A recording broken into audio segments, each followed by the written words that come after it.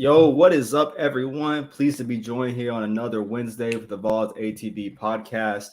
Joined by my boys Drew and Big Shot Rob, joining the pod again for the third week in a row. Joined by the boys here. Got a lot to unpack before we chopping into everything. Drew, Rob, boys, how y'all feeling today? Man, it's good to be back. It's been a few weeks, a bit of a hiatus on my end, as well as Lo and Alex. Hope they're doing all right. But great to be back on, and man, we got a lot to uncover the last couple hours, so it should be a great show. Yeah, man. Looking forward to it. It's gonna be a good show today, man. All is well this way, bro. Ready to dive into this, man. Let's do it. Alrighty, man. Tennessee, obviously, it's like the biggest holiday right before Christmas, December 21st, early signing day period. Obviously, all the news the last week, we've been seeing the early enrollees who are here for bowl practice make their way onto the field and kind of seeing some new names. Tennessee officially, I think, welcomes 23 high school recruits alone today on both sides of the ball. A ton of guys signing. I think we actually got, if not everybody in our class, to sign, which is just, obviously in itself tremendous. Yeah, we lost, at the end, we lost Sylvester Smith there. But if you look at the DBs, everything all around, this class is, as status it is, year 2 under Josh Heupel. From, having his first class, last year with Taven Jackson, not really, getting a full class. I've said that multiple times on the show. This was his first real complete class, building it around his staff and his program of what he's put on the field. Obviously, a lot to break down in that, but just on paper, looking at this class, Drew and Rob, it's a pretty, good feeling for signing day for the Vols. Not too many crazy booms, but the expected signees that did sign, it's all around W. Yeah, I mean, I think it's really hard to complain about this class, just given the circumstances that, that Heupel had to go through, especially with, still the ongoing NCAA investigation all throughout last summer. Yeah. But, to stay within, the top 15, I know that 247 Sports has us at 10, On3 has us at 12, but stay consistently within that 10 to 12 range. I mean, it's hard to complain. It's always nice as well to really not have that many surprises either on the very first day of signing day. Yeah. But overall, though, I mean, having David Hobbs and Shadavian Bradley and a couple other guys too. I mean, it's a great recruiting class, especially for our defense, and it'll be exciting to see them, have spring practice here very soon. Yeah, man. Real good class. I was telling Brando the other day, any other year, this is probably a top 5 class. Any other year. Sure. This is just one of those years where this 23 class is loaded. So in my mind, this is a top 5 class. It's just so happened to be the year where it's a lot of good players. You know what I mean?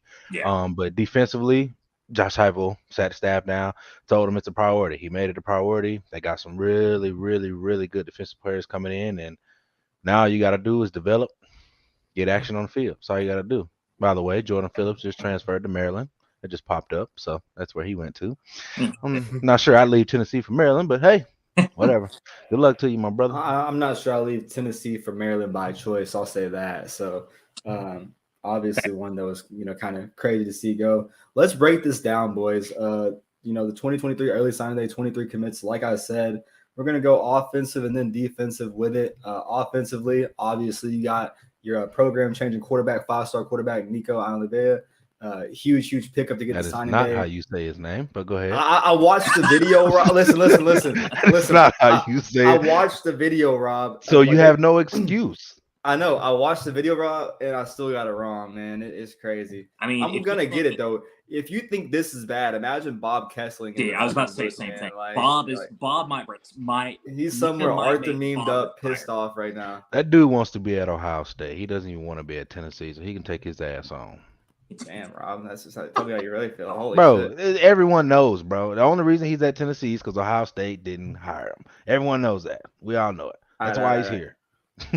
So obviously, you get the program changing quarterback, number 2 quarterback in the class on most sites. Arguably the most talented, probably highest ceiling out of all of them, just because of how quickly he came up. The Vols to be able to lock down that one, for as long as they did, get it through signing day with as much madness as went down today. Seeing, what Oregon went through just to, finish out their day. I'm glad that wasn't us. Not too many surprises, but getting that locked down. First, number 1, Nico. Anyone else, could have been, been gone and left. As long as Nico was getting this class, I think everyone can agree they were going to be happy. Moving on, 4-star, top 10 ranked tight end, Ethan Davis. I feel like this is one of the hugest, biggest pickups in the class. Just coming off an injury, going to be able to come in early to a tight end class and tight end room that's kind of thin. Obviously, Cameron Sullivan, everyone knows he's been compared to Deebo Samuel, 4-star athlete, number 2 athlete in the class. Huge pickup for the Vols there. Also, you think he's going to be a 5-star? I think he should. He should finish as a 5-star. I think the first, I think he's 34 players are 5 stars. I think he's like number 35. Like, he's one spot 36, away. Yeah, one spot away. So, then the Vols, Nathan Leacock, wide receiver guy, when he committed to Tennessee was a 3-star, unknown in North Carolina football. Now he's a top 14 ranked wide receiver, top 100 prospect in the end, going all that. Tennessee getting to the finish. Staff. Oh yeah, man. Great. Tennessee getting that one done after kind of missing out all the Cardinal Tate drama, trying to get that top wide receiver. I think Tennessee easily got a wide receiver 1 in this class just off the film alone. Like, this guy was having 5 touchdown, 6 touchdown games, and it's just in the crazy first half. Yeah, a crazy pickup there.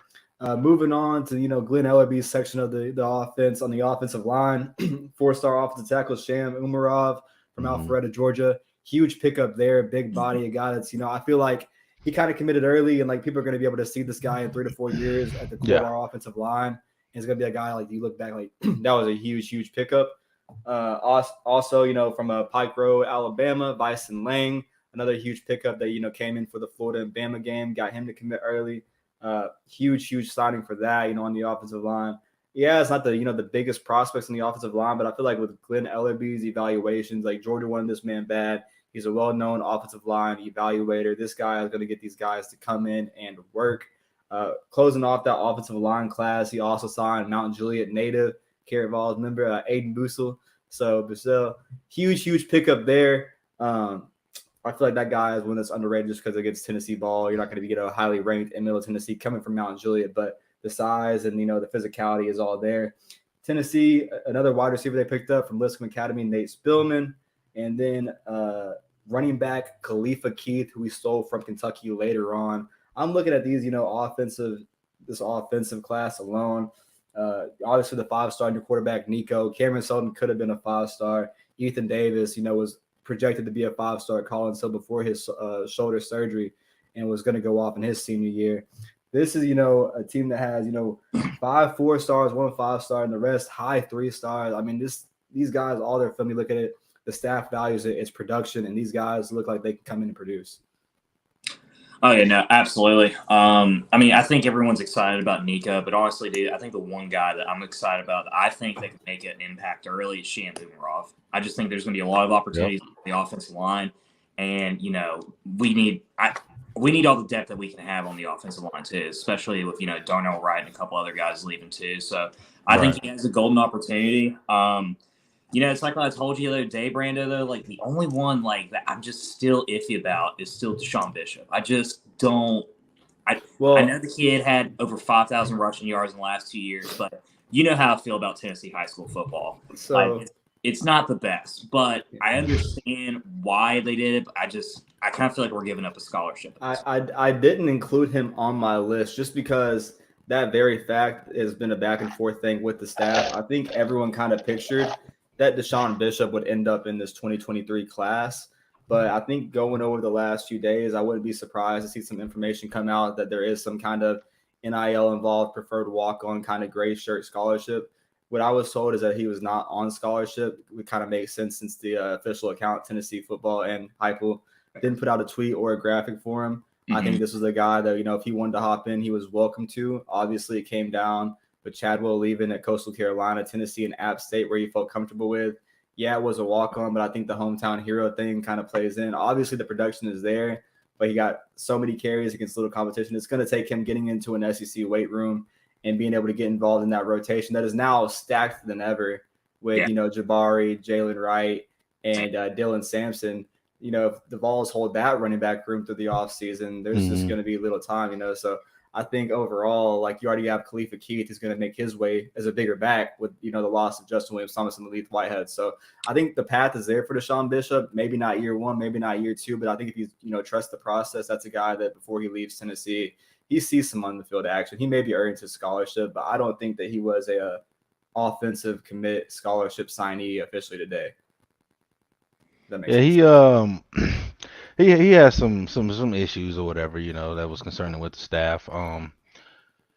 I personally think if he puts his head down, he works hard and just dedicates his mind to it, then I believe that, people might not like this comparison, but from what I see on film, I feel like he reminds me a little bit of Tyon Evans.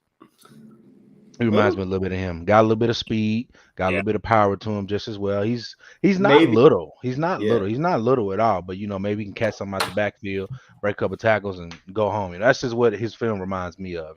Not saying he'll be like Tyon Evans, but his film Right. reminds me of that. I'll say this. Over the years as a Tennessee fan, I've seen, more questionable pickups. If Tennessee was able to get a 5,000-yard rushing guy, back-to-back Mr. State of Tennessee football, 64 rushing touchdowns over the 2 years where he had 5,000 yards. Yes, it's Carnes. Yes, it was a run-heavy offense.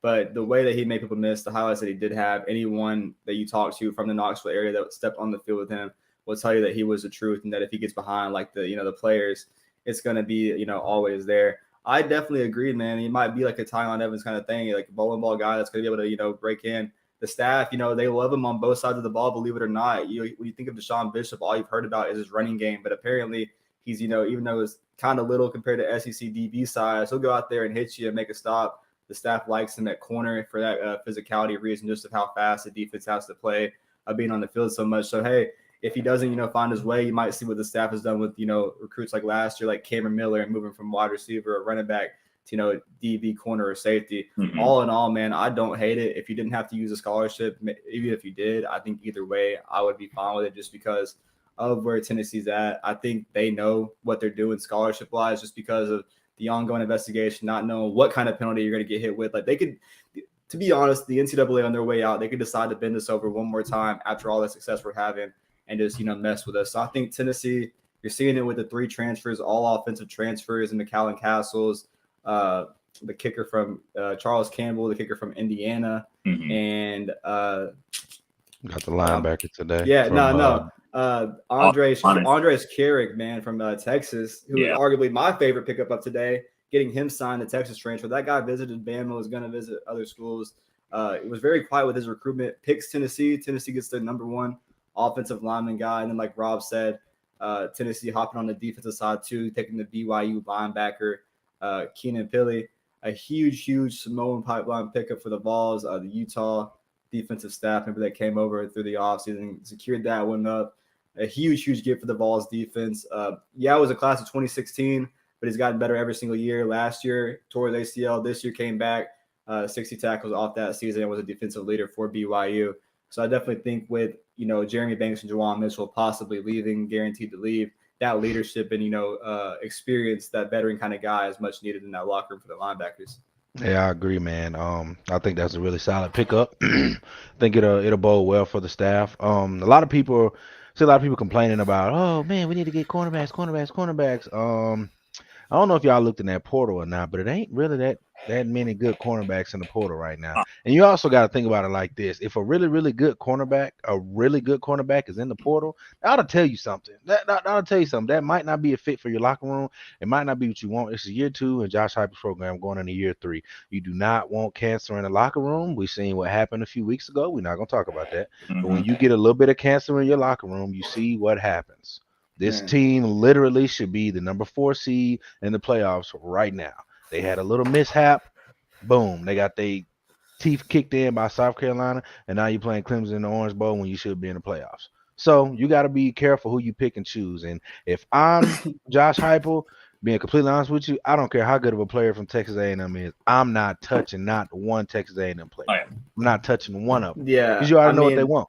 They all got $1 million apiece, whatever they got. You know what I'm saying? Not touching. That's a good point, Rob, because, I remember last year around this time of the year that we were excited about getting Kamal Haddon, came from Auburn. But the thing is just because you have one big-time program doesn't mean that necessarily if you go to another, that you're success. So, and especially at a position like DB, like if you're not getting any playing time at DB at one of those Power 5 schools, there's probably a reason as to why you're not getting it. Especially at Auburn, because their secondary is horrible. Exactly. So he went there for spring. He was on there for spring, and then he transferred to Tennessee. So that ought to tell you something right there. I mean, yeah, you look at those guys like the offensive pickups. Like our kicker is from Indiana. That's our only Power 5 transfer pickup right now. I don't think BYU's they're not in the conference, right? No, I mean you forgot about Texas too, though. That's Power 5 technically. Oh so. Yeah, it's very true in the Big 12. Only Coming one into that's the not SEC, is tight end, yeah. Yeah, the tight end from UC Davis, man. But like still, like you saw them go after, the guy from Shorter, Morlock, a guy that was unheard of from the public. You saw him, get involved with the Rhode Island guy. Ended up landing their number 1 guy though, Florida and State loading up. Yeah. Oh yeah, you got Florida State and Auburn going crazy. Yeah. So I mean, I look at it though. Obviously, like the corner comment you had, man. Like this class is already loaded at the DB. You got Ricky Gibson and Jordan Matthews, who look like 5 DBs. And then Jordan Matthews and Ricky Gibson in their own high school career, like they didn't allow many completions at all. Like they're projecting to come up, going to get some early playing time. Yeah, you saw the departure of Sylvester Smith. But I think you got to be smart, even taking a DB in the class and who you take as a DB in the transfer portal. Just because if you do, like the Vols being involved with that A&M entry, like you said, NGK, Kilgrove's Graves or Graves Kilgrove over there. If you take a 4-year guy after you just sign this crazy class and that guy becomes a starter over one of your recruits and has the same amount of years, I think it's going to make upset in the recruiting process. Mm-hmm. And if you go, you're more than likely to take a 1 to 2 year guy, veteran guy that has proved to play ball. And if you can go and land a guy like that, which I think Tennessee very much will, they know that, corner, tackle, and wide receiver are their 3 biggest needs right now. Yeah. And I think you're going to see them kind of execute that in the next week or so. I think Tennessee's getting involved heavy in some cases right now. So, and I think people need to realize as well, though, I mean, they still have another 2.5 months as far as recruiting goes on an incoming freshman and two. Mm-hmm. So, I mean, you could expect that as well. And honestly, I mean, like what you said, Ricky Gibson, Jordan Matthews, and even Jack Luttrell, as far as our secondary goes, I'm not. John Slaughter. Slaughter, too. Like, I mean. Slaughter's a dog, bro. Too entirely worried about that unit. I think, like, where we need to focus on more than anything else is offensive line, because you just got to have 2 or 3 guys in rotation, especially with this type of offense that can be consistently play at a high level, and defensive line as well. That was our killer more than anything else this year, is the fact that we had maybe 4 or 5 guys on the play on the defensive line, and that's it. Exactly. The defensive side of the ball, man, is just the thing. The staff is being way more precautious on the defensive side of the ball and who they get involved with. And then when they get involved lately, they've been too late, and guys, like going to other schools like Caleb Banks, who went to Florida, and the Arizona guy that went to USC. You just got to be early, man. Like, they're evaluating them. I love to see him get involved, but that is a huge address of need. I'm, fully confident coming off the edge of what we built over the last year. James Pierce, Joshua Jones taking the next steps, and Davian and Caleb coming in, Roman Harrison potentially, returning another season. I'm not worried about that, but the interior, I definitely think it needs some work. Just, get involved. Obviously still got Omari and Dejon Terry there, but the depth piece is, seeing Jordan Phillips leave is just kind of like, why are guys leaving in an already thin position? But I definitely think it comes down to precaution. Yeah, think about it, man. If you're leaving and you play a position where Rodney Gardner rotated 12 guys this year, if you're leaving at a position where Rodney Gardner is rotating 12 guys and you're not playing, chances are you're probably the problem, for one. All right, for two. Okay, when you don't have pass rushers that can get to the quarterback, your secondary becomes very vulnerable. Our secondary, don't get me wrong, it's not the greatest. It's pretty doggone bad. But I tell you what, there are some days where the defensive line showed up and they got home and the secondary was able to hold their own. You can only cover for so long. Think about it. I'll give you a perfect example. Hendon Hooker scorched Alabama secondary. Why? They could not get to Hendon Hooker. They couldn't get to him. Yeah. And vice versa. What did Bryce Young do? Bryce Young, they couldn't tackle him. And he just picked the secondary apart. If you don't have a defensive line getting to the quarterback, your secondary is going to look horrible. Alabama got 5 stars everywhere, all over that defense. And they couldn't touch Hendon Hooker, and they got scorched. That's what happens. I think that's a great point, Rob, too, because, if you also remember last year with, a couple of guys like Matthew Butler and a couple others as well, our defensive line was much better than it was this year in terms of, I think they averaged, I think, 5th or 6th in the nation in 2021 tackles for loss, it was up there, yeah. So that, covered up a lot of the faults that the secondary had. And, don't get me wrong. And it was still bad. Areas, they're trash. I mean, they're just they are. Yeah. But, if you have a defensive line that can be able to get to the quarterback, as Rob perfectly said, it covers up a lot of things. And I think that is why you saw Heupel and Gardner emphasize on getting guys like Davian Hobbs, Shadavian Bradley, Caleb Herring as well. I mean, and stack up on that side of the ball because it killed us this year. I mean, that it potentially cost us a college football playoff spot.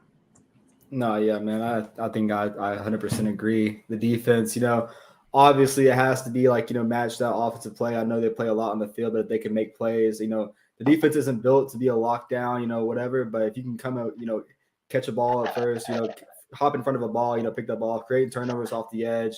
That's what is, built, to match our offense and how fast we go is, get a turnover quick and get the ball right back. I definitely think this class, like you said, and leading in, we covering the defensive part of this, class, you definitely see that off the edge and the DBs. Obviously, 4-star corner Jordan Matthews from Baton Rouge, Louisiana, big win over LSU. Who looks the part as a true freshman? Oh yeah, man! Like the kid's already the perfect size. He looks the man. part. Yeah, his film is just incredible. I think he was in a huge All-Star game. That guy was a guy that LSU wanted bad late. Wanted to have his own path and go to Tennessee after his father went to LSU. So huge pickup there. Obviously, on the other side of him, Ricky Gibson, 4-star, was ranked the number 32 corner in the 2023 class from Alabama football. Arguably the best corner in Bama, in my opinion. I know there are a lot of stacked corners in the 2023 class, including Tony Mitchell and some others, but I definitely look at Ricky Gibson, a guy that, didn't allow a completion almost all year long. All year long. That's pretty insane, man. You finally saw him get up there late. That was a late recruiting win over Georgia. You look at the line, like you said, the 5-star from Concord, North Carolina, Davian Hobbs, making it official, coming to Tennessee, a guy that wants to work and be in Rodney Garner's system, and a guy that, has the potential and has already been projected as a first-round pick on many boards and evaluators. If that guy, hops into the Rodney Garner system, we can be sure that guy is probably going to end up a first-round pick if the development's there. Joining him, Caleb Herring, like you said, and Shadavian Bradley on the edge. You had some interior guys, in-state guys, Nathan Robinson from Greenbrier, Tennessee, Trevor Duncan from Knoxville, Tennessee, guys that, are going to start off on the defensive side first. Trevor Duncan could be a guy that might make his way over to the offensive side and the offensive line, but, his defensive side impression made Rodney Garner. He was the guy that recruited him most, so a huge pickup for the defense there. At the safeties, like I said, Jack Luttrell and my dog John Slaughter. I feel like those are two guys that on special teams in their film, like they shined out. Jack might come here and be like punt returner 1 by his sophomore year. Just in my opinion, it might take him some while to get to the SEC defense. But he's underrated. I definitely think Jack is way underrated, and a lot of people kind of dismissed him just because of his energy and his confidence. Good. But man, like on the field, man, like he's gonna come off a break, off the ball, off the line of scrimmage, and hit you, man. He's one of those physical corners. And you don't really see that, man. So they don't call him white lighted for no reason. That guy is going to be a huge part of the defense. And then my dog Slaughter, man, was really, really happy to see him hop in. Arian Carter, can't forget that one. Huge recruiting win over Alabama late in the process. Nick Saban and Bama stood up at that man. Me and Rob talked about this last week, Drew. They showed up at this man's high school at Smyrna, Tennessee. I don't know if you looked on Google Maps, the route back to Tuscaloosa, but it's nothing. And I just know that Pete Golden, his whole way back, man, there was nothing to do but just be in pain, man. So that was a huge, huge pickup in my opinion. The biggest one, maybe one of the most slept on, Rob, Tyree Weathersby for Rodney Garner. That guy slept on by me. I'm telling you right now. I think he has the potential to be the best in his class on the D-line. Man, I truly do, and I think really him finally getting that 4-star rating was a must, just because this guy is a dog. He played in the lower part of Georgia high school football, got buried in all that talent down there, but with Tennessee evaluated him, they took him off the rip. A lot of SEC schools involved there, and that was a huge, huge, huge win. And then I look at the linebackers, man. Jalen Smith led Grayson high school in tackles, 6A, defensive player of the year. Huge pickup there at linebacker, a top 20 ranked at linebacker there. And then going into Georgia also for the third time, getting Jeremiah Thielander, man, a severely underrated, maybe the most underrated in this class. Who also looks the part as a true freshman. Oh, man. He recently played in the Georgia All-Star game, and it's the state championship. Gainesville made it to the state championship. Embarrassed the Georgia offensive lineman. Yeah, and Bo Hooley, the Georgia, signee and now commit and now signee, got absolutely torched by Thielander off the edge and just the pressure. So I think this class, like we always said, when they get that class, you definitely saw it this one, the blueprint off the edge and the DB, getting those guys to come in and make plays, man. And then, locking down 2 top 20 ranked linebackers, man, when you just lost potentially 2. We don't know if Juwan Mitchell's coming back. This defensive side of the ball, we complained about defense all year long, and like the help is on the way. Like Cam Newton said, the help is on the way. So the question is, Ryan Garland, if you can play, you can play. The problem I have with Willie Martinez is he does not like playing young people. He doesn't like it. That is very true. So you just got more athletic, you just got faster, you just got better today. You got a lot better in 3 phases of the game where you needed to get better. Athletically wise, being faster. Will he play them? That's the question. He doesn't like playing young guys. He has to take some growing pains and play these guys, in my opinion, if they deserve to be on the field. I will say this. If when we play Virginia next year in, Nissan Stadium, and I see fucking Kamal Hadden go out there that first game, mine must what's happening, bro. Or Willie Martinez back at the day. So I'll say man on the field. I'll say with that, man, like this year, I think we complained like whenever it got bad after South Carolina, like it took an embarrassing loss like that for us to finally rip the Band-Aid off of that statement, because we were winning games, man, obviously getting wins, losing to Georgia was one thing. The DBs, man, in that game was just atrocious. I would have rather had, what's his name? Williams, whatever out there, like the walk on Williams Wright, like William Wright. He was, a guy that got started. So Drew, I agree with you, man. Nashville next year, man. I want to see, a rotation. I want to see veteran guys involved, but I also want to be able to see like more rotations and all. And I don't want them to wait too long, even if we have success in games with our offense. We're winning games. If there's problems on the field, if there's, mismatch where we're getting beat and, going in back and forth shootout games, make a change before it's too late, because this class, man, this day and age, you see guys hop in and hop out all the time in the portal. Yeah. And if you don't make one guy happy, man, you got to give this guy a shot, man. They didn't go into this class and invest everything they did in the future of NIL and, recruiting. There's so many different fundamentals to college football recruiting now, and a lot of it's going to go into it, man. I definitely think the talent is 100% there. No, I mean, I agree completely. But, luckily with this high-flying offense and just being able to score on every single drive, you can afford to have, learning pains, and learning curves along the way with these defensive backs. And, Willie Martinez needs to realize this isn't, Butch Jones running the show anymore. We actually have some competence for one. And, you need to allow to have those guys to be able to make those mistakes, because how do you expect them to grow any confidence as a player on the field if they're not going to get a shot at all? Especially if they know one mistake they make is done for. And, I mean, guys, it can't get any worse than what we saw this year with Kamal Hadden and Christian Charles. And, it can't get worse. It's impossible to get worse. It's impossible, man. Yeah. 10 years ago. I mean, it can't get any worse. And, I think he needs to realize he needs to give these kids a shot. And I hope he will, but, we'll see. They ain't going to have a choice, man, because at the end of the day, I'm going to tell you right now, I think Hype understands. I truly believe he understands that. I'm not going to say he effed up, but he effed up. Mm-hmm. You won 10 games in year 2, still with a semi-depleted roster. You won 10 games.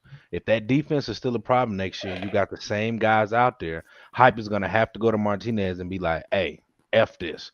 Put them out there. Take them off the field. It's not working. It can't get no worse. He's going to have to. Hype's going to have to do that. If he does not do that, you already know. The city of Knoxville is going to run him out of Knoxville. Oh, yeah. Oh, no, yeah, for sure, man. Obviously, Tennessee doing this, a couple weeks ago, offensive coordinator Alex Golesh departures, to close this kind of staff, man. A lot of this had to do with him. But I think, our biggest recruiters, when I look at, guys in this class, man, props to Josh Heupel. I feel like he's involved in every single recruitment. I feel like he doesn't get credit enough as the recruiter he is. This guy is probably, as a head coach, you don't see it often. You rely on your staff. Josh Heupel is recruiting his ass off, man. He's going into these in-home visits and, talking to these kids' families and, convincing them to come play for his program and, everything he done on the field. Him, BJM, Brian G. Marie, the linebackers coach, man, a hell of a class, hell of a signing, man. Getting Arian Carter in late, Jalen Smith, Jeremiah T. Lander there. And that that was all hype linebacker. though. That was all Yeah. hype. Arion Oh, Carter was Arian all Carter. hype. Yeah, for sure. He went But I on mean, Swain's show last week and said basically if it wasn't for hype, yeah. I wouldn't be here. So Yeah, credit to and Josh even in Hype. his in his commitment, he was like, Josh Heupel, I believe in everything he's building Yeah. with that man. So like at that position, man, a much needed, Josh Heupel's an offensive minded coach. To see the guy defensively, still be able to hop in and be like able to trust that. That was one thing for me. The in-state talent, man, locking down to say like we didn't, there was a lot of mock drafts leading up to the year, but the in-state talent that we did go in there and snag, man, I feel like it's probably one of our better in-state classes. And to lock down the state moving forward for a 2024 class is probably the best in-state class. I think this year's class was a huge stepping stone to put forward next year, locking down the state as well. You got the number 1 and number 2 player in the state. I mean, defense. That's the thing as well. It's like, even though the state of Tennessee doesn't really necessarily produce as much talent as like Georgia or Texas, Right. Florida, you got to lock down your top 3 guys. I mean, Yep. it's one thing if you don't get the number 1 guy every single year, but if you don't get any of those top 3 or even top 5, and that's what we saw under the last couple of regimes, over the program, like you got to lock down your own state. I mean, and I think, he's been able to do that. And you're seeing now, I mean, like it feels a little bit like, the Fulmer days in the sense of like getting some of those guys from Georgia as well. So, yep. I mean, it's exciting times. I mean, I think in 2024, I think it's not unrealistic to, ask for potentially a top 5 recruiting class too. Especially state talent. I mean, you gotta find a way to be able to separate yourselves from the LSUs and the Floridas and the Texas A&Ms. We're literally almost there. I mean, we're getting close to the same level as Georgia and Alabama. And I think with next year's recruiting class, if you can get a top 5, then you're right in there in that same conversation with Alabama and Georgia.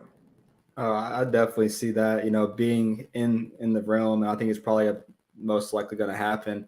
I think obviously you already got Caleb Beasley and Jonathan Eccles locked in there. You got another in-state defensive lineman, Carson Gentle, locked in there. Like you said, man, this though, I'll give it to this class. It's going to, be able to build off and go into this class because, all the talent and early, production time there is possible with this class.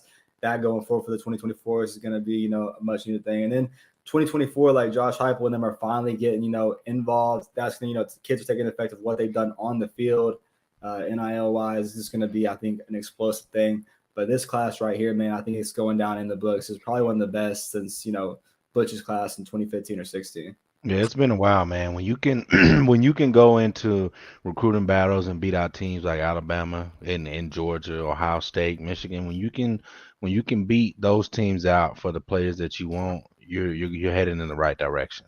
Like for a while, no one saw Davion Hobbs coming here. For a while, no one in their right mind thought Nico would actually come here because Alabama and Georgia start pushing hard. Then Oregon start pushing hard. You see what Oregon did today. Oregon closed very strong. I think they're like top 5 now. Crazy. They closed strong. So they even had a couple flips. That's the crazy part. They had a couple flips and still got into the top 5, man. So when you're beating teams out for schools like that, you're headed in the right direction, man. You're really doing something good. And me personally, my favorite player of this class, who I want to see really do well, I was about to ask is Jalen, man, Jalen Smith. Yeah. I really think he is probably, in my opinion, one of the most underrated linebackers in the entire 23 class, like in the country. Because I think about it like this. I was listening to AP on a podcast a while ago, and he said any other year besides this year, he's a take at Georgia. Any other year, he's a take. If Georgia would take him any other year, I would take him any other year as well. You know what I'm saying? The kid had better stats than Owen Papu. Owen Papu was a 5-star. I think he was like top 5 linebacker in the country. And Jalen Smith shattered all of his records. All of his records. Yeah. So I'm high on Jalen Smith. Very high. Jalen Smith had 154 tackles, 17 for loss, 12 quarterback hurries, 7.5 sacks, 2 forced fumbles, in the toughest division and an in the United States of resulting America, in him high winning school 2022 Regional Defensive Player of the Year. There is not a tougher high school football division in the United States than where he plays. Justice says hi, Rob. What's up, Jurgen? How you doing, my brother? Thanks for watching, man. No, I mean, but dude, I agree completely. Someone that grew up in going to Mill Creek. So we played schools like Grayson and Norcross and North Gwinnett every single season, and knowing that type of level of like high school football over there, the fact that this kid was able to get 54 tackles in that level is unbelievable. Exactly. And I think I agree with Rob. He's easily, for me, obviously being from Gwinnett County, my favorite signee, of course, but I think he's the type of guy that could literally start game one. Absolutely. With Banks and obviously Juwan Mitchell, more or less is gone after the season. I mean, he has a golden opportunity that those guys last couple of years haven't had. And he's got the talent and the tools to be able to. I think it's the kind of problem you want to have. I think one of those linebacker spots, man, is going to Keenan Peely, who we picked up today, man. I think coming off the injury, was a defensive leader considered for BYU, the second leading tackler for the team this year. Man, like in his time at BYU, like his overall stats were insane. I know he was like a 2016, guy, kind of weird for that guy to be, in college football still. We've seen it though on the offensive side. Man, Oregon got somebody that's been playing like exactly. So coming to experience, man, coming off an injury, proving that he's healthy, good to go. Obviously, came for a better playing time. Tennessee was really impressed. Was supposed to take a visit to Alabama. Alabama was involved silent heavy there. Tennessee getting the signing done today quietly. I think that's a huge win. I think he's definitely a guy that's going to be like penciled in. In the worst case scenario, he's still in the rotation as like a Solon Page veteran kind of guy. But I think overall, I think this guy is going to be bigger than people expect. In his time at BYU, 190 tackles, 11 for loss, 3 sacks in 4 seasons. 60 coming off an injury. Definitely expect that one to be in there. I guess I'll give my top player in the 2023 class, and then I'll let Drew. I think mine, obviously, fan-wise, is going to be John Slaughter just because he got that dog in him.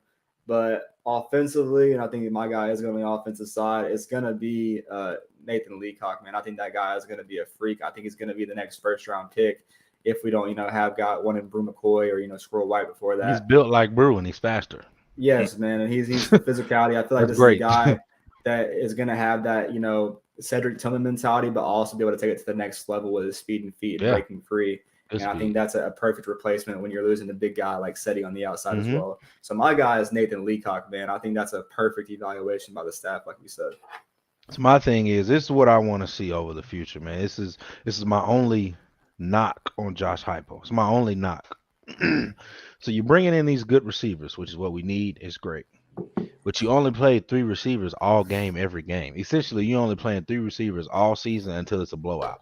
How are you going to manage these top-notch wide receivers coming in? How are you going to manage that? That's what I want to see. I want to see Hype be able to manage. I think the only reason why you saw him play only 3 wide receivers for the majority of this year is because when you have guys like Jalen Hyatt and Cedric Tillman, when he was healthy, you just can't rotate those guys, especially the experience they've had in that offense and everything.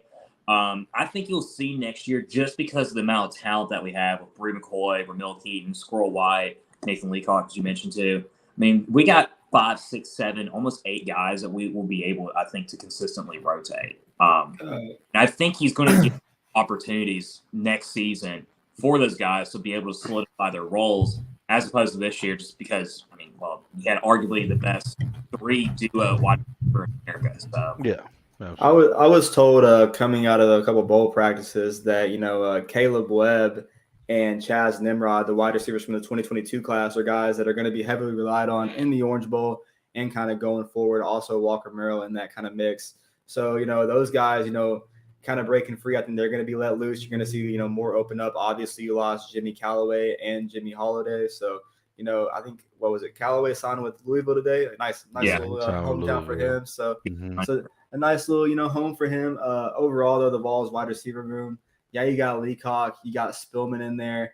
But overall, man, I think that you're going to have to see more of that rotation. You're going to have those 2022 guys get involved. I definitely think you need to go attack that big body wide receiver, 6'4", 220 kind of guy that has that breakaway talent in the portal, and get a big body receiver to replace a guy like Cedric Tillman. I think Brew and Ramel Keaton is great. I think they're both, capable of being SEC starters. I think Ramel Keaton could easily step up. We saw him do it all year long, but I definitely think that extra body is needed. And if you go in there and you get a guy like Dante Thornton or a next level guy that's, interested in coming and visiting Tennessee, that would be a huge, huge pickup for the Vols. I Much gotta addressed. see it. I gotta see it. Like I hear it, but I Dante? gotta see it. No, I'm talking about the rotation of the wide receivers, man. If you running a offense at warp speed this fast, when are you gonna sub? Because you know damn well That's the the point, second though. Tennessee subs, I they're mean, gonna be like, oh my God, yes, I can finally sub, and they gonna I sub. mean, You know what I'm saying? That's the point, though.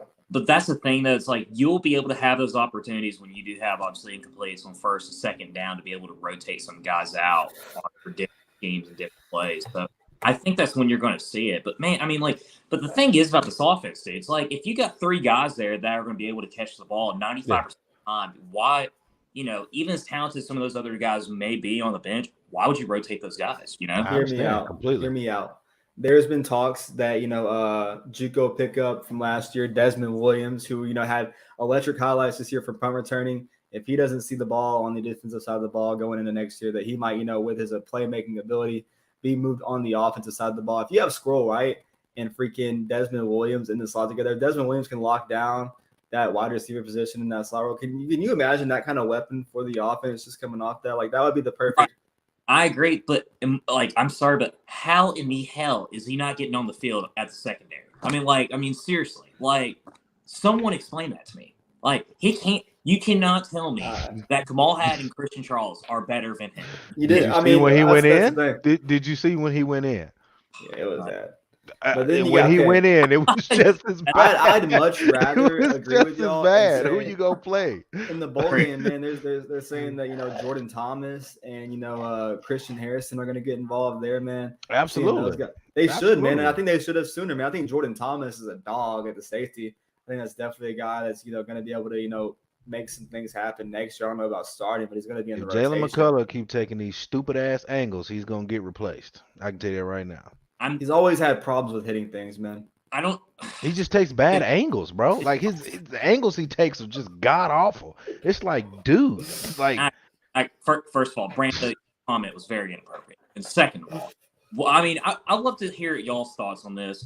It's all that he's coming back for another year. Why? Who? Jay McCullough. He announced he's coming back. Oh yeah, that is true. But why? Did you not read his paragraph, man? He gave a whole message about why he came back. Did you not read his statement? I'll be honest with you, I did not. What did he say, Brando? Enlighten us. Tell us what he said. He basically said, in quote, that I have championships to win that I haven't won yet. Okay. I like actually, you know what? In the day and age of this media, you deserve a direct quote. Do you want a direct quote, Rob? No. No. No. I don't really care that much. And if the last sentence says I will take better angles, then I'll listen to it. But if it don't God, say that, I'm not the same person I was 4 years ago or 4 months ago. Thank God. But he literally is. But I mean, he was still he's still taking the bad angles. He's the same person. With that being said, it's still one more degree and 2 championships that I set out to achieve when I came here. Let's go get them.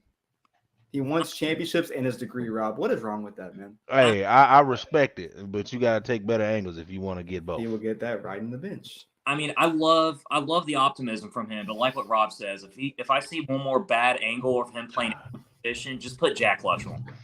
Honestly, we got nothing to lose at this point in that position. So I would put Slaughter in if I put. I'm about to say I'm putting Slaughter or Thomas there first, because I'm gonna tell you right now, ain't nobody playing over Wesley Walker. Wesley Walker should have been playing all year over Trayvon or Jalen McCullough. He should have been playing all year. And they better be lucky he didn't leave. They better be lucky because they treated him. Yeah, he was finna leave. They treated him wrong, man. He should have been playing all year long. He's about to get up out of there, man. He was finna, and I don't blame him, bro. You brought this man in, telling him he was gonna play, and he's a veteran. He's a veteran, which is what you like to play, and then you keep them two in. And I don't even want to bad talk Flowers or McCullough. I really don't. But when you've been playing college football for 4 to 5 years and you're still taking bad angles and you're still getting hurdled on live television by a tight end and missing tackles, bro, you give it up. I thought our season was over when he got ran down there in the pit game. Remember when that guy mowed him down? Mm-hmm. I thought it was over right then and there. I was like, damn. That was like what, 17-0 when he scored. We was 17. I was like, bro, what is it? And then he comes back and get an interception. I'm like, I don't care. You're not redeeming yourself. You still on ESPN top 1, not for a good reason. I think all in all, man, football. Yeah, we a couple. What's today's date? The 21st. I got 7 days until I fly out, or not even 7, 6 days and a half until I'm flying out to Miami with the boy Alex, kicking it in South Beach for, 4 or 5 days, enjoying the Orange Bowl. I think that's, obviously the most thing we're looking forward to. Obviously today's days like today, very good for the program and the future of Tennessee. 23 enrollees, not counting, the transfers, all the transfers signed. And then, obviously the big ones, the tight end, has been on multiple NFL draft boards. The offensive lineman from Texas who started all 12 games, but just wanted to be the guy, a guy that, in his article, all he talks about was, the love and physicality for the game and going and hitting people. That got me fired up and signed up 100% behind him.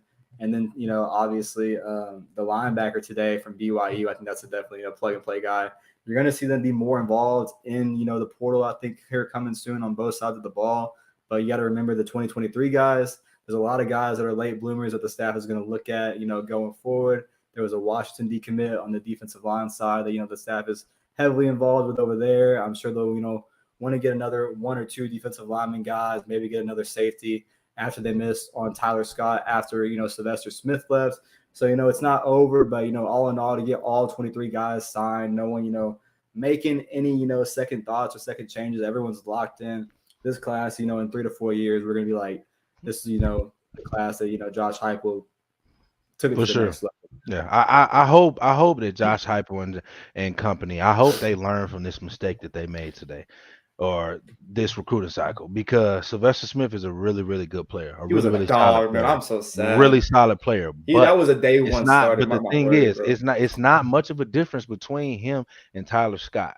And what you did was you got the commitment from Sylvester Smith, and you didn't keep Tyler Scott warm. You didn't keep him warm, and then Sylvester flipped on you last second. You have to had known that Brian Harsin was going to get fired at the end of this year. You have to have known that his dad played at Auburn. You have to have known that he was never fully locked in with Tennessee. You have to know that. Rob, how many times in the group chat on Instagram did me and you sitting back and forth like, oh man, Sylvester done deleted everything off his page again. He done tell you, man, I knew he was leaving, bro. And after the Bama, I think honestly, I'm not in hindsight just being negative and trying to make myself feel better. I think Tyler Scott was a better all around safety, but Sylvester was a more generational talent. I think Tyler Scott was a guy that he came here for Alabama game, watched that. Was completely blown away, wanted to be, locked in. Even was so blown away, he got a crystal ball to Tennessee the same night that we beat Bama. I remember walking, back to the car, with the boys, and that was the first thing I saw, that we got a crystal ball for Tyler Scott, a guy that I had no idea who he was. But man, I kind of wish that he was, a late addition in this class. And you took the gamble, you lost out on a huge, 4-star safety in Sylvester, who just took a random visit and boom, he was gone. But man, seeing what Auburn did, man, they're all in on NIL and behind freeze. It doesn't matter, his past, being whatever kind of allegations and nobody care about that, bro. They just trying to make hookers, man. No one cares about that. Or if you a lot of people are dumb, but a lot of people ain't stupid and dumb at the same time. This goes on in college football, man. All the people they flipped, man, was in-state talent, but it was talent that, was like not going to come there because of Harsin, and talent that was, supposed to be Auburn legacy. So for him to get in there and kind of save that in his first class on like 4 weeks of the job, that was kind of crazy to see. It doesn't help us because arguably this is like the biggest class where I've seen Tennessee go into the state of Alabama and kind of rate it for talent, with Ricky Gibson and then having Sylvester and everyone else there. I think they're kind of going involved and they were able to go down there and, get involved with top talent and guys that, were maybe the next guy on Alabama's list, but, still great players. Tyler Scott, man, I think he did sign with Auburn today, so Tennessee will look forward more. But I definitely think that the gamble, man, it was crazy. You just got to kind of read it, man. It's a new day and age, like we said, and kids will change up, man. You saw it all day today. Nova Sad to Oregon, Dante Moore going to UCLA. Guy, like we mentioned, you can, have a crazy thing happen and then still have a tremendous class like we saw with Oregon and us today. Yeah. Yeah, I mean, but that's just how it is, dude. I mean, you shouldn't really be too surprised about Hugh Freeze's turnaround, at Auburn for the last year. I think honestly, as fishy as the guy is, his past over at Ole Miss and a couple other schools too, like he still is a hell of a recruiter, and he's won football games everywhere, and players recognize that too. And with the amount of guys that he's also put in the league just from Ole Miss alone, they see that as an opportunity. Yeah. And I mean, dude, I think it doesn't necessarily show like how good of a job Hugh Freeze has done, but more necessarily how horrible Brian Harsin was at recruiting his own state. it's not really that hard to recruit. Okay, so apparently, according to Chris Foster, Cobb hasn't signed yet, and neither has Scott.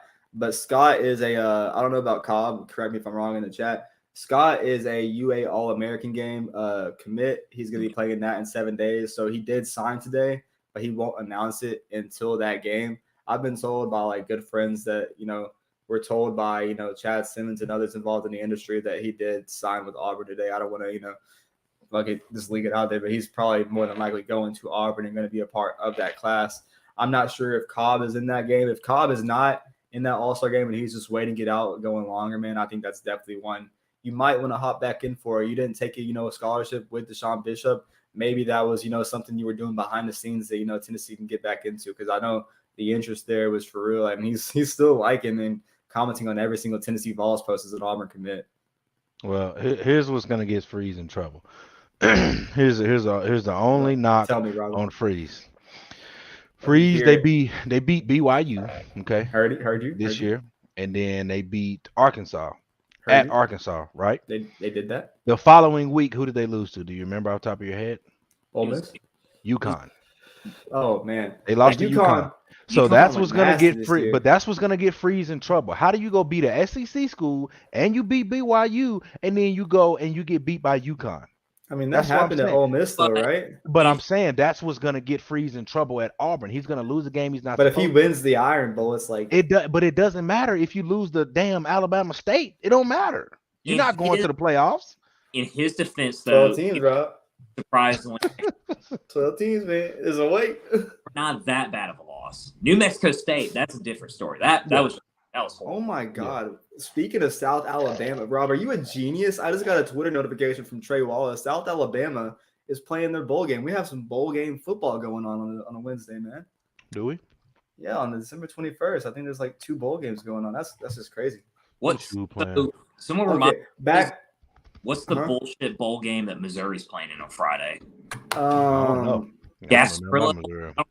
Something. Yeah, that's the UCF South Florida Tampa Bay. They're playing Western Kentucky right now. They're up 14-0. Back to Kentucky. What we're just talking about.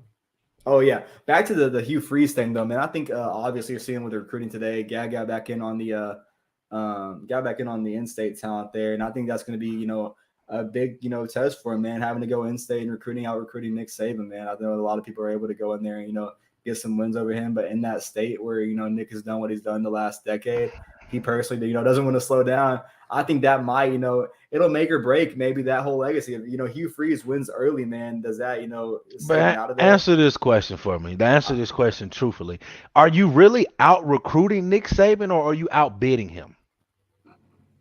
That's what Auburn is doing, not Tennessee, but that's what Auburn is doing. Auburn is 1,000% outbidding everybody right now. That is why Auburn flipped all those kids. Outbidding. The NIL at Auburn is stupid, bro. Yeah, they went crazy this year, man. And I was actually, at like 7 a.m. when I first woke up. A buddy of mine, that chat I'm in, was, told that, had a dinner last night. The Auburn, people, they feel good, like they're gonna make some noise today. And man, they made some freaking noise, man. So talks, bro. I think when you look at that in Auburn and Alabama, it just kind of depends on family legacy, where they came from, what part of Bama they're from in that in-state recruiting, and then obviously where you want to align, man. Do you want to play for a legacy like Nick Saban, or do you want to get involved with Hugh Freeze's resurgence? Tennessee, they just were able to land their top in-state talent in the state of Tennessee. I think that's what played most in Arian Carter, because I don't think the Vols offered more money than Bama. I think Bama was on their hands and knees in Smyrna High School begging for Arian, but every last dollar they had left to fill out in that class. And you made it, a great point, man. Going forward in this day and age of recruiting, they're going to catch up and keep doing what they've been doing for decades, and that's being able to get top talent, to just sign for whatever. That Mercedes-Benz, automobile, it's not slowing down, man. Hey, man, you go to Alabama parking lot right now, you're gonna see number Mercedes and Chargers everywhere. I tell you what, though. Hey, they discontinuing them Chargers, man. So I don't know what the Alabama players gonna get now. Maybe they just all gonna get Mercedes from this point on. Chris said in the chat that Hugh Freeze will be fired by 2026. Damn. Hey, you know what? That's fair. I don't know, but Hugh Freeze is gonna have to adjust to paying these players money and keeping them happy. He did it at Ole Miss. Can you do it at Auburn? Not sure. I think you can do it. I mean, it's much easier to win at Auburn than it is at Ole Miss. And Absolutely. to recruit at Auburn than it is Ole Miss as well. Yeah. I mean, my whole entire thing is like, if you can win at Ole Miss or Mississippi State, you could win anywhere. I mean, you really can. And Agreed. He has more resources, more tools, and he has the backing, unlike any of those Mississippi schools have.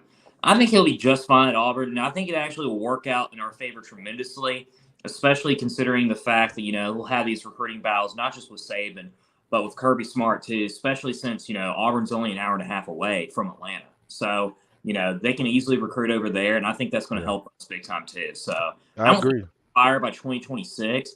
I do think he'll be fired by the end of the decade, but probably for, having another prostitute. So, oh no, man. Auburn's I will crazy. say Kirby ain't giving these players money like that. Kirby's saying you're gonna come here, you're gonna earn it, you're gonna work for it. When does that start biting Kirby? When does that start biting him and he starts losing recruiting battles? I hope he keeps doing that, and I hope we start taking players from him. I don't care. Hey, pay these players money. They deserve it. They putting their bodies and lives on the line for these schools that they go to. They deserve not every piece of money that they asking for, but they do deserve compensation. Danny White, if you listen and you hear this, here's my suggestion to you. The school makes enough money to be able to pay every single athlete on that campus. Every single athlete. If I am you, Danny White, and you want this football program to really go where you want it to go, I make sure that every single player on that Tennessee football team is compensated. Let me see. You got 85 players on scholarship. If every player is getting $25,000 a year, that's a commitment of like $2.5 million.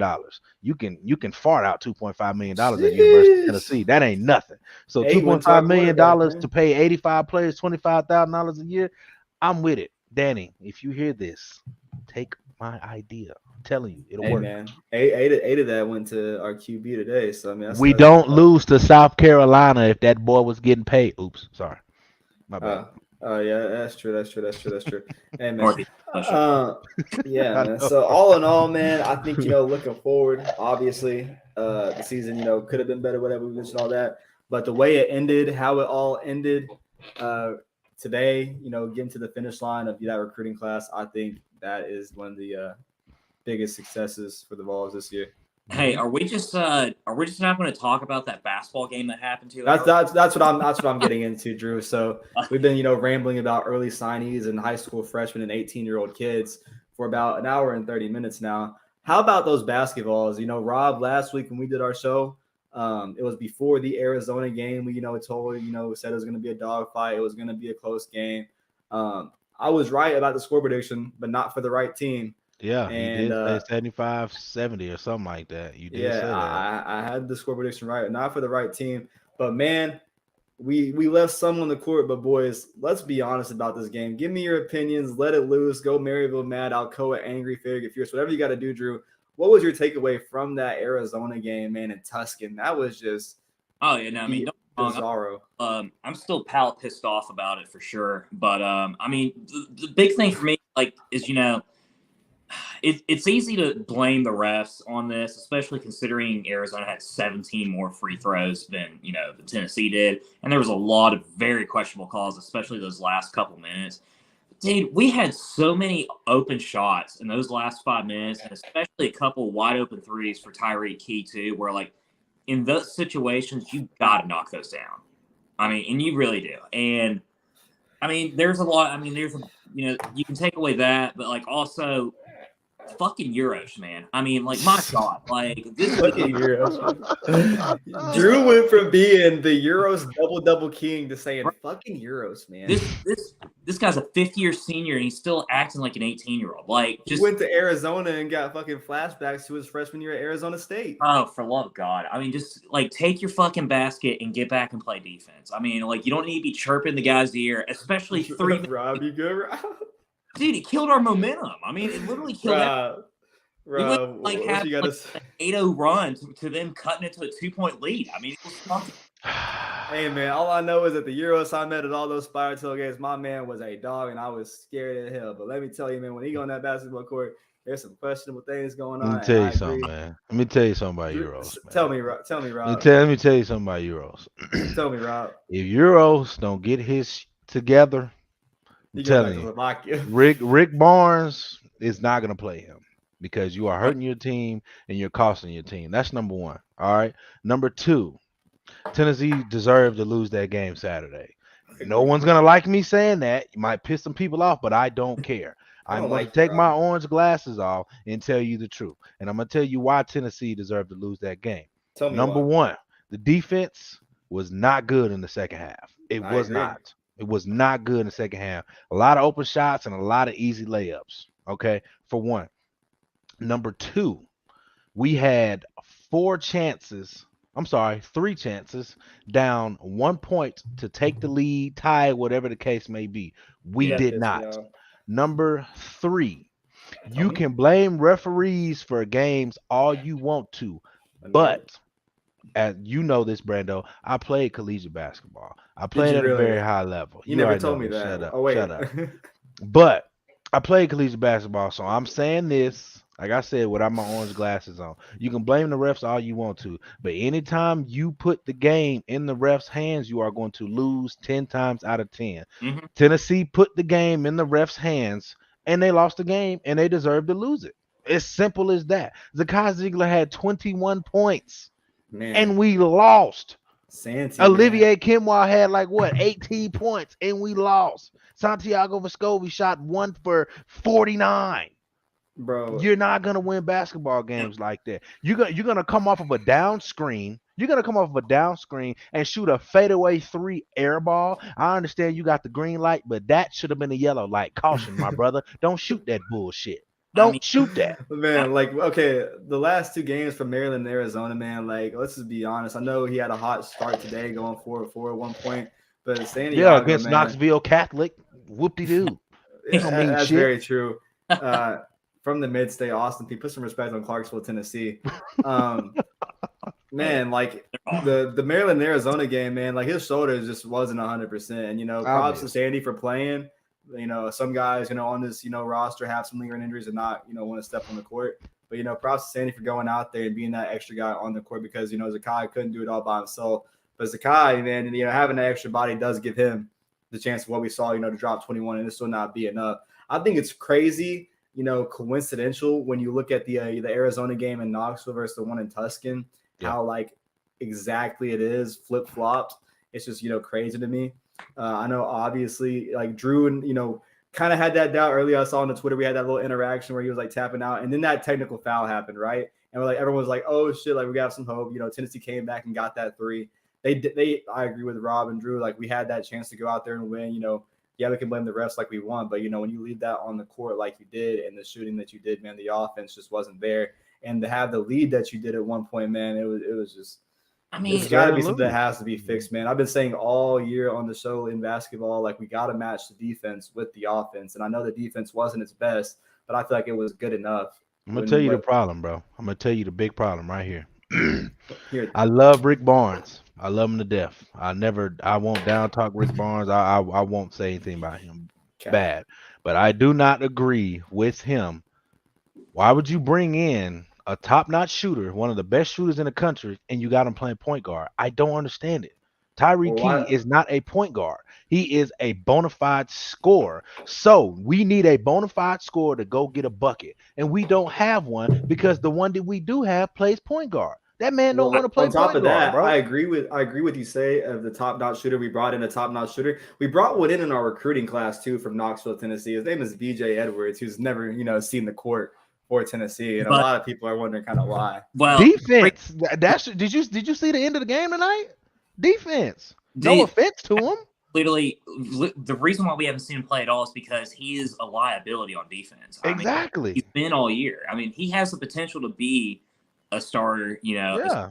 He's got to grow up, man. He's not ready yet. See, Rick Barnes emphasizes on defense. I mean, that's why we have one of the best defenses in the country. And if you're number one, to be exact, he's not going to play you. I mean, yeah. But they need to figure out that point guard rotation, especially. There was at one point that fucking Meshack was dribbling down the court. Turned the ball over. Like, what is going on up there? I mean, like, there's just some things that you just need to get that sorted out. And Grant, I know it's still December. There's still plenty of basketball. We got conference play next week. But when you still, almost into the new year, you do not have a solidified, point guard in your starting 5 rotation, that's a little concerning.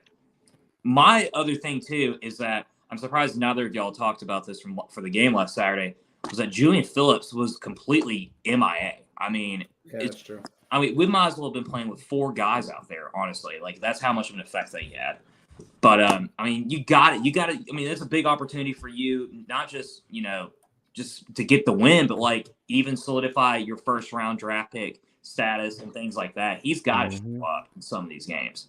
And I don't know what the deal is with Triple J, too, but they got to figure something out. Bro, like, apparently, like, it's not even, like, it's like a lingering issue, but, like, something to, like, bro, like, if he has that extra year, man. At this point, like, if you're, like, these games where we did it in Maryland and Arizona, he wasn't able to go, man. Coming in the SEC play, if he can't go halfway in the season, I think you just call it quit and bring him back next year, man. I know he's been here for, so long, and you don't want to do that and have another, like, kind of John Fulkerson story, but I think that's the best for Triple J. Yeah, I mean, yeah, but, like, you obviously want those guys like Triple J who came in as a 5-star. Like, you wanted him to kind of probably have a better ending than that. But he was a tad bit overrated. He was. No offense to him. He was a tad bit overrated, but he was huge for us, like that second half of the season last year, especially the last 10, 12 games. And he's still, I mean, unlike, a few 5-star prospects that we've had over the years, like Swiper Boy or Scotty Hobson or Robert Hubbs, like, he's shown flashes as to why he's a 5-star, and I mean, the talent's definitely there, but I don't know if he comes back next year, though. Like, if you shut him down for the rest of the year, I think that there's some point where he may just call it, just say that he's done with it. He's been at the program for almost 6 years now. Yeah, you never know. You honestly never know. I would love to see him come back though. He's a real good player, so they, initially coming out of high school, they thought he was NBA ready. Yeah. They thought he was, but he needed a couple years to adjust, and now he's one of our better defensive players, one of our better offensive players, but he has that lingering knee issue. I will say this about the ball handling issues. I won't say no names, but I will say this. Yuri Collins should be at Tennessee, and you who messed it up, I can't stand you. And that's all I'm gonna say. Yuri Collins should be here. Yeah. I'm gonna leave it at that. Wait, what's your name? Big Shot Rob. I mean, Rob. I mean, so yeah, guys, I totally agree, man. Obviously, tonight played Austin Peay. Very much improved. Olivier leading the team in 21 points, man. Like, that guy has, definitely been stepping up. He has some questionable, like, sequences in the games, but, like, all in all, like, he's been everything we need down low. And I definitely think, with Euros kind of not giving us anything, him and Jonas to do, and the mix of Meshack being able to have his presence wherever, that's kind of helped us out. Props to the defense, getting back on track, not allowing over 50 points. I know it was Austin Peay, like he said, Knoxville Catholic West or whatever, but still an impressive game. Tennessee's shooting, 56% from the field, 44.4% from 3. You had Santiago obviously knocking them down early. Tyreek Key and Sakai got them a few. Definitely a much needed game. About to finally hop into SEC play here already, man. Playing Ole Miss next. Probably a huge game just to kind of get that feel of SEC play. I feel like those games obviously are more important for the overall seeding and record for the year. Drew, Ole Miss coming up on the schedule, man. What do you kind of look forward to? I think it's a really good favorable matchup for us, especially starting off conference play, because going on the road against any team in the SEC is always tough. But Ole Miss is, let's just be real, they're not very good. They lost to Wofford yesterday, so they're not, they're mediocre. They're probably very, below. I'd say they're probably, bottom 5, bottom 6 teams as far as the conference goes. But, it'd still be good to start off 1-0. But I'm really excited to start off the new year playing Mississippi State at home. I think they're undefeated too. Oh yeah, I think that is going to be a fantastic game to watch. I think it's going to be a blowout. You think it'll be a blowout? I do. Look at Mississippi State. No, listen to me, bro. Listen to me. I am not knocking Mississippi State at all. I am not trying to downplay them. None of that. Look at their schedule and look at our schedule, and then you look how the game should unfold. That's what I'm gonna say. I'd agree with that. I would say that we should be at least a 6 to 7 point favorite, and we should win relatively easily. But I mean, they're still a top 15 team. They're still, a pretty decent basketball team that will probably wind up making the tournament this year. And it'll look good on a resume as well. But, you start off with Ole Miss, Mississippi State, and South Carolina. All three of those games should be very winnable. And then after that, we play Kentucky at home. Yeah. With, Chris Lofton retiring as number 5. So, I mean, good way to start off 3-0, and potentially you're looking at a top 10, matchup with Kentucky, a couple weeks from now. So it should be. Oh, no, yeah, man, I definitely, got that one scheduled on my calendar. But like you said, man, that Mississippi State game looking, mighty scrumptious. And then, this Ole Miss game definitely should be an easy first win in conference. I definitely think a lot of things got to get cleaned up, but we will probably see that going into play. If we are without Triple J going into conference play and, that does happen or whatever does happen in that situation, if he's not able to come back and contribute some, man, I still kind of do feel confident just because of what Tennessee's been able to kind of do without him. They've been involved in games and they've kind of beat themselves in their 2 losses. But obviously the referee not going our way in Arizona, and then the struggle to kind of wake up in Nashville against Colorado, who is a surprisingly good but not good Colorado team. They beat teams they shouldn't, and they lose to teams they shouldn't. So all in all, man, I think going forward, you're going to see it get cleaned up. But the biggest thing that's always on the mind when it comes to Tennessee basketball is always going to be March.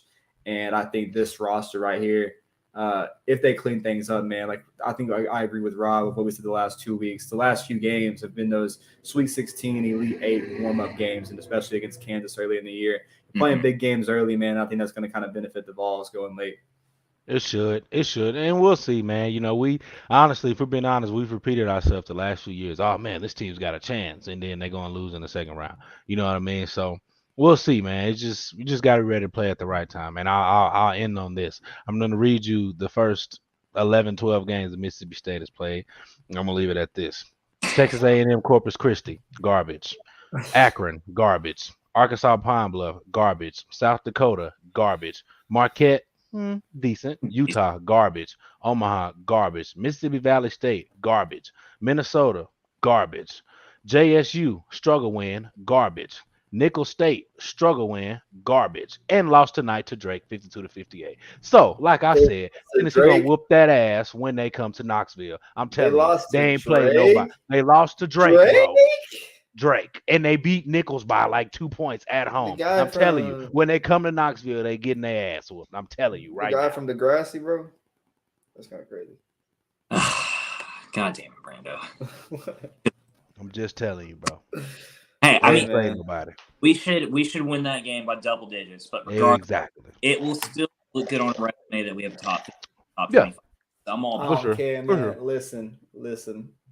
Today is what I keep looking at the same day, like I haven't seen it twice now. 21st, man. Yeah, so 6 days from now, all I know is at 5 a.m. sharp Central Time. I'm hopping on that plane, heading to South Beach, going to Miami for even though the opt-outs have kind of been a downer for the Vols, I'm going in there expecting a win, man. I'm going in there expecting a win. Oh. And 2 opt-outs. Nope. Yeah. My boy Darnell could have been a lot worse. Let's go, Darnell is playing. All right, so think about this. I'm not comparing the players, but I am, because bro, their opt-outs are. But listen, when Squirrel White comes in, it's essentially the same thing. You're throwing a deep ball to the fastest man in the doggone stadium. All right. True. Number 1. Number 2, Cedric Tillman barely played all season long, and Tennessee went 10-2. It's not a big deal. It's not. I agree with Rob on this one. I will say this: the importance. I agree with y'all. Having Darnell Wright being way bigger of a deal than losing Hyatt or Tillman. Exactly. Way bigger. Anybody's going to be good in this offense. No disrespect to any player, but in this offense, Josh Heupel's scheme will be good enough to get you decent stats. Jalen Hyde just said, I'm going for it this year. You know what I'm saying? But anybody in his offense can get good stats. If you're a decent player and a competent player, you know how to run a route or go routes, shit, you good. I'm going to continue to state my take that this offense is like a chessboard. Josh Heupel is the player, and his players are his pieces, man. You've seen this guy, whatever he agrees with the man. I think, Joe can fix, his issues. That you're going to see him kind of take this offense maybe even to a next level, just being honest with you. I think the receivers are there. I think Squirrel White replicates Jalen Hyatt pretty well, if not even better, with his, progression early on in his career. Ramel Keaton, we saw his, breakaway, games. He's going to be a huge contributor. And then, Brew McCoy playing in that game, also coming back next year. I think the success is going to be there. All the pieces are there, man. And if Tennessee can get it figured out, get Joe Milton locked in, I think that's everyone's biggest question on offense. And I think even Joe knows that, because the quote that came out today, having all the Orange Bowl practices, obviously you've seen him, mentoring Nico and everything. But I think he understands himself, what he has to work on himself, kind of saying that, this is my team now. I see myself as the starting quarterback at the Tennessee Volunteers, and I got to go out there and, work for it. And I think going to the Orange Bowl, I've mentioned it multiple times, is going to be personal, kind of going home game for him against the SEC or an ACC team like Clemson, man. Overall, a lot of, family is going to be involved. And I think Joe has something else to prove to him going into next year and, his story going forward. So that would be one I definitely think is the biggest question mark for everybody in the Orange Bowl. I think we are, confident that Squirrel Wright and Ramel Keaton can produce, but, is, Joe Milton going to be able to figure out, the Vanderbilt issues, because Vanderbilt's defense was asked, they weren't there. But if, other teams can make plays and create turnovers, I think, that's just going to be something that might stop the offense. Yeah.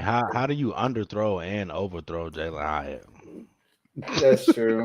You know what I'm saying? Like, he underthrew him on that first fair, pass man, a little bit. Jalen shouldn't have failed. He should have scored, but there was a little bit of an underthrow. And then he threw that mug 10 yards out the end zone, and Hyatt couldn't even get to it. It's like, bro. I watched the game back for Vanderbilt, and like being there, man, like that game was a lot more muggy than it was on TV. Like, it was coming down. Okay, well, I'll chalk it up today. I'll take your word for it. Yeah, so like after like that first possession where he connects in that deep ball, like beautiful, everyone was like, oh my God, holy shit. After that, man, like it did start coming down. Mm-hmm. But, it was kind of minimized by Tennessee. Their running game was just the run game was crazy. Insane, man. Like, it's just, crazy looking at that and going forward next year. I think that's going to help Joe a lot. His read option ability, is he going to be more physical on that end? And if he can connect on those mid balls or those deep balls, man, I think it's just all the success for Tennessee to kind of repeat what we did this year on offense is there. I think he has the perfect opportunity to solidify his status as the starter for next year if he has a good performance next Friday. If he's able to get a performance where he has, 250, 300 yards of passing and a couple touchdowns and a win, I think he's a guaranteed starter next year. I really do. But, man, if we struggle and he kind of looks like shit and he's overthrowing guys 15, 20, 25 yards down the field, I think it's a wide open door come March and April during spring practice on who's going to be our game one starter against Virginia. But I'm telling you right now, man. I'm telling you right now. It's going to be it's going to be Nico. That quarterback room. And I know it's a topic for another show. I'm going to say what folk don't want to hear. Yeah, I'll say this and I'll end at this. Yeah. Nico is coming. You don't sign a 5-star player and pay him $8 million to sit him down on the bench. True. If you watch him on tape, you can see there's not really a difference outside of weight between Nico and Joe. Nico has very strong arm, pops out his hand quick. If Joe's screwing up game 1, game 2, here comes Nico. I wanted, to get through, this week and next week's show to kind of avoid that topic going into next season. But, man, that's definitely on top of everyone's minds, man. You've seen the 2 minutes of clips that we saw from the practices of Nico, having those drills and, like, the learning of how he's already learning it early and getting those 15 bowl practices under his belt. And then is going to go into a whole, spring season and, fall camp under Heupel and kind of be ready year one. I know everyone's going to be like, oh, my God, you're forgetting Taven Jackson. Man, it is. Guy, like, he's going to have his chance, to compete in spring. But, like, I wouldn't be surprised if, Nico truly is, unless Nico has a terrible spring, I think he's projected to have a really good one. And I just think that overall, man, like Rob said, like, you don't make that investment. And I think, it's going to suck to kind of lose Taven Jackson. I think he's a great quarterback, but I think kind of the writing's on the wall of what's going to kind of happen there. But man, I think, going forward, like, the question has to be this team, obviously, like you said, Drew, it's going to come off of what he does in Miami. Does Joe Milton, which Joe Milton shows up. And if, Heupel can trust, look in the mirror and say that, like, that's my quarterback. All right, let's ride with Milton for a few games. But, when that time comes and that first mistake comes, what the first thing is going to be said on Twitter, and it's Nico time in Tennessee. So, yeah. Here's the only thing Nico has to worry about, in my opinion. Can he grasp the mental side of it?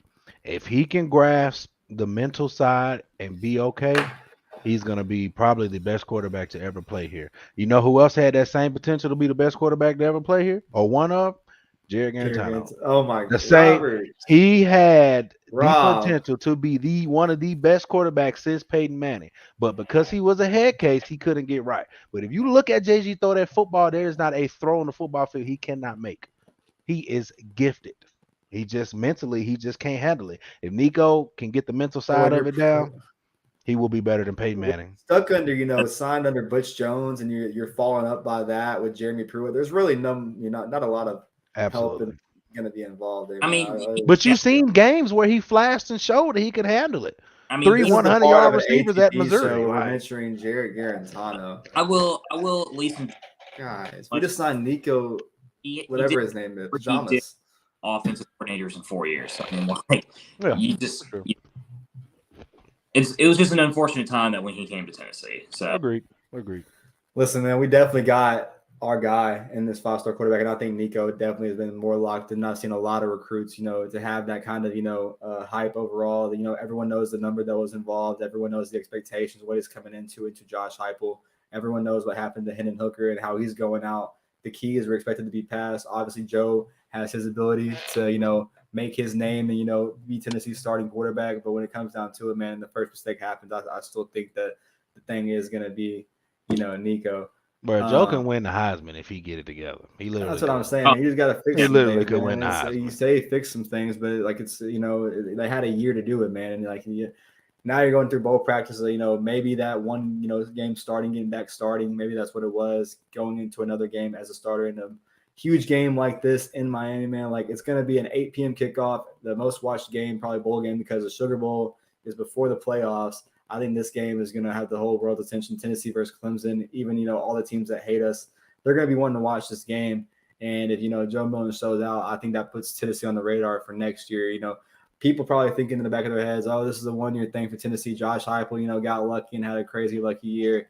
There's no way Tennessee has the ability to do this. You just signed one of the best class in a while. You're attacking the transfer portal. You're replacing every key figure. There's, the departures that you are losing. Like we've said, we're losing 3 guys, and Darnell Wright, Jalen Hyatt, and, Cedric Tillman on the offense. There's no reason that this game Tennessee shouldn't be able to go out there and compete with Clemson. There's just no reason. Yeah, man. I agree, bud. So I guess next Wednesday will be like our game or bowl game pre-show. Hopefully Alex will be on that show. Maybe Rob's winning us again. A lot of things might be changing for the ATB for the foreseeable future. We'll kind of see how that trajects. I know a lot of people have been taking time off during the vacation season, but come next week, I know all these bowl games happening right now. I'm about to dive into some watching myself. Fans are going to be locked in. I think everyone's going to be excited, and I'm expecting a lot of orange in Miami. I know me and Alex are sitting in a section like 118. Be on the lookout for us tweeting out on the page about a lot of pregame vibes for the day before. I know there's gonna be Vols taking over Miami. Definitely gonna travel for that. Be on the lookout for that, boys. I'm excited hopping on the plane, going to Miami. Any last closing thoughts? Tennessee basketball, Tennessee football, crazy signing day. Looking forward, playing in a New Year's Six bowl, going 10-2 on the season, a chance to go 11-2. We would have not thought this was possible. Overall thoughts on the trajectory? Yeah, no, I mean, it was a successful signing day today. Got everyone that we really expected. Still been an incredible football season. Hey, it's going to be exciting to see Tennessee playing their first Orange Bowl in 25 years next Friday. Mm-hmm. So huge year 2 for Heupel, and man, the future's bright on Rocky Top. There's no doubt about that. Hey, it's great to be a Tennessee Vol, man. See y'all next week. Yes, sir. Yeah. Be on the lookout for more content. I know we're going to be back here next Wednesday, but also be on the lookout for some mini episodes. Just a lot of more content, man. Going to try to mix it up here soon, but definitely going to try to get the full crew back together. Next week, a big week. Vols going to continue in bowl practice, get their new signees involved heavily, and see if you can kind of make some noise for themselves. A lot of guys got a lot of time to prove a lot of things. And until then, we'll just kind of keep up going into the offseason and covering these BasketVols as they enter the SEC play. But until next time, I guess we'll see you next Wednesday. Good night, and go Vols, baby. Go Vols, baby.